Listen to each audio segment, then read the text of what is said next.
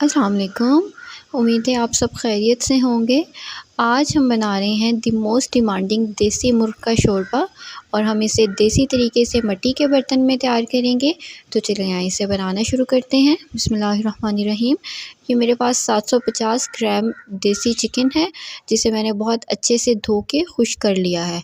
और साथ में हम इसमें ले रहे हैं एक मीडियम साइज़ की प्याज और 1 इंच का टुकड़ा मेरे पास अदरक का है और एक पूरा बंच मेरे पास लहसुन का है, जिसे मैंने छील लिया है। अब प्याज को हम रफली स्लाइस कर लेंगे और अदरक लहसुन को हम बिल्कुल बारीक पीस लेंगे। और ये खड़े गरम मसालों में हम ले रहे हैं काली मिर्च, बड़ी इलायची, 6 से 7 अदद लौंग है और एक बड़ा फूल मेरे पास बादियान है और इसमें 2 स्टिक्स हम लेंगे दालचीनी की। प्लस आप इसके अंदर ज़ीरा ऐड कर लीजिएगा, मेरे पास अवेलेबल नहीं था। और साथ में हम इसमें स्पाइसेस में ऐड करेंगे नमक 1 टीस्पून। हम बिल्कुल इसे लाइट बना रहे हैं, इसलिए लाल मिर्च मैंने इसमें हाफ़ टी स्पून डाली है और तकरीबन 1 टीस्पून हम इसमें हल्दी ऐड करेंगे। बस इसके अलावा हम इसमें कुछ भी नहीं डालेंगे। तो चलें आएँ कुकिंग प्रोसीजर की तरफ चलते हैं। मिट्टी के बर्तन में हम इसे तैयार कर रहे हैं, तो सबसे पहले हम उसके अंदर ऑयल ऐड कर लेंगे। तकरीबन हाफ़ कप के करीब हम इसमें ऑयल डालेंगे। हम इसे बिल्कुल भी ज़्यादा रोगनी नहीं बना रहे, बिल्कुल हल्की-फुल्की सी यख़नी तैयार कर रहे हैं, इसलिए सब कुछ हम बिल्कुल लाइट रखेंगे। और जब ऑयल गर्म हो जाएगा फिर हम इसके अंदर ऐड करेंगे होल मिक्स स्पाइसेस, ये खड़े मसाला जात। और जब ये बहुत अच्छे से कड़कड़ा जाएंगे, इनकी खुशबू आने लग जाएगी, फिर हम इसके अंदर डालेंगे प्याज। प्याज मैंने रफली स्लाइस कर लिया है, कोई बारीक करने की ज़रूरत नहीं है, ये बहुत अच्छे से मिक्सअप हो जाएगी इसके साथ ही। और प्याज को हम बिल्कुल भी ज़्यादा गोल्डन ब्राउन नहीं करेंगे। जब ये ट्रांसलूसेंट हो जाएगी, थोड़ी गिरी हो जाएगी, गुलाबी से रंग की हो जाएगी, फिर हम इसके अंदर डालेंगे चिकन। और अब हम इसकी 15 से 20 मिनट तक बहुत अच्छे से भुनाई करेंगे। और चिकन की भुनाई के साथ साथ ही प्याज जो है वो बहुत अच्छे से मिक्सअप हो जाएगी। और चिकन को हम मीडियम टू लो फ्लेम पे भुनेंगे।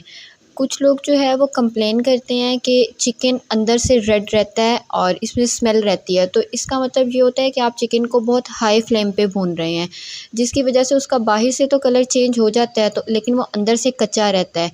तो इस वजह से मीडियम टू लो फ्लेम पे हम चिकन की भुनाई करेंगे और तकरीबन 7 से 8 मिनट के बाद चिकन का कलर जो है वो चेंज हो जाएगा। तो देखिए इस स्टेज पे इसका रेडिश कलर बिल्कुल ख़त्म हो गया है, ये लाइट ब्राउन सा होना शुरू हो गया है।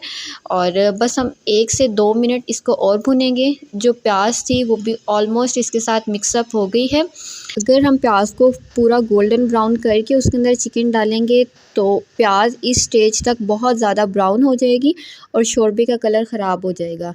अब इस स्टेज पे हमारा चिकन बहुत अच्छे से भुन गया है। अब हम इसके अंदर डालेंगे अदरक लहसुन का पेस्ट और तकरीबन 1 मिनट तक हम इसको बहुत अच्छे से भूनेंगे। अदरक लहसुन को हम ज़्यादा नहीं भूनेंगे, बस जब इसकी बहुत अच्छे से खुशबू आना शुरू हो जाएगी, फिर हम इसके अंदर मज़ीद अपनी चीज़ें ऐड करना शुरू कर देंगे। तो देखिए तकरीबन अदरक लहसुन का पेस्ट बहुत अच्छे से भुन गया है। अब जो हमारे पास मसाला जात थे, नमक, हल्दी और लाल मिर्च थी इसमें, वो हम इसके अंदर ऐड करेंगे और बिल्कुल हम इसके अंदर थोड़ा सा पानी डालेंगे ताकि हमारे मसाला जात जले नहीं। और अब हम इसकी 3 से 4 मिनट तक अच्छे से भुनाई करेंगे। जब भुनाई हो जाएगी फिर हम चिकन को हाफ़ टर्न करेंगे, यानी कि थोड़ा सा पानी डाल के इसको अधगला हम कर लेंगे। अच्छा, अब कुछ लोग सवाल करते हैं कि मैं चिकन को एक ही दफ़ा पानी डाल के क्यों नहीं गला लेती, क्यों ऐसे 2 हिस्सों में डिवाइड करके इसे गलाती हूँ। तो ऐसा करने का मकसद ये है कि जो चिकन के अंदर अगर अदरक लहसुन का या फिर प्याज का कोई रेशा नज़र आ रहा होगा, तो जब हम चिकन को हाफ़ टर्न करेंगे वो बहुत अच्छे से मैश हो जाएगा। हाफ़ टर्न करने के बाद हम इसकी 2 से 3 मिनट भुनाई करेंगे और फिर इसका शोरबा हम तैयार करेंगे। ऐसा करने से जो भी हमने इसके अंदर प्याज, अदरक, लहसुन या टमाटर ऐड किया है, वो बहुत अच्छे से मिक्सअप हो जाएगा और शोरबे में कुछ भी तैरता हुआ नज़र नहीं आएगा। इस तरह से शोरबा बहुत क्लियर और बहुत अच्छा बनता है। तो 30 मिनट तक हम इसे गला लेंगे। तो देखिए 30 मिनट गुज़र गए हैं और जो हमने पानी डाला था वो ऑलमोस्ट इवेपोरेट हो गया है। अब जो इसके अंदर बिल्कुल थोड़ा बहुत पानी रह गया है, वो हम हाई फ्लेम करके खुश्क कर लेंगे। और अब हम इसकी 2 से 3 मिनट तक हल्की सी भुनाई करेंगे। और इसके साथ में मेरे पास ये तकरीबन हाफ़ कप के करीब दही है, जिसे मैंने थोड़ा सा पानी डाल के बहुत अच्छे से फेंट लिया है। दही को आप जब भी शोरबे के लिए इस्तेमाल करें उसे बहुत अच्छे से पानी डाल के फेंट लिया करें। इस तरह करने से जो इसके अंदर फुटकी होती है वो ख़त्म हो जाती है, वरना वो शोरबे में ऊपर तैरती हुई लाजमी नज़र आती है। तो बिल्कुल थोड़ा थोड़ा सा करके हम इसके अंदर ये दही ऐड करते जाएंगे और इसकी भुनाई करते जाएंगे।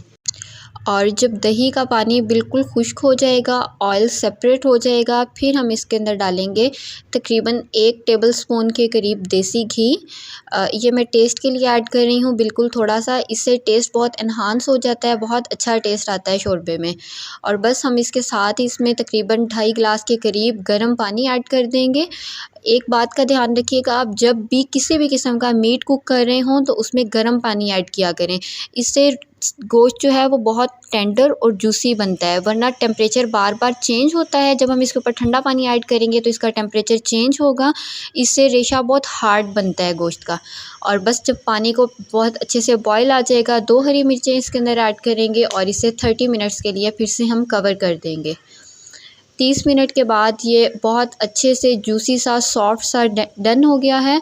और अब हम इसको हरे धनिए से गार्निश करेंगे और इसे गरम गरम रोटी या फिर नान के साथ सर्व करेंगे और सर्दी के ठंडे मौसम में गरम गरम शोरबा एंजॉय करेंगे। उम्मीद है आपको रेसिपी पसंद आई होगी। वीडियो को लाइक और चैनल को सब्सक्राइब कीजिएगा। फिर मिलेंगे इंशाल्लाह एक नई और बेहतरीन वीडियो के साथ। दुआ में याद रखिएगा। अल्लाह हाफिज़।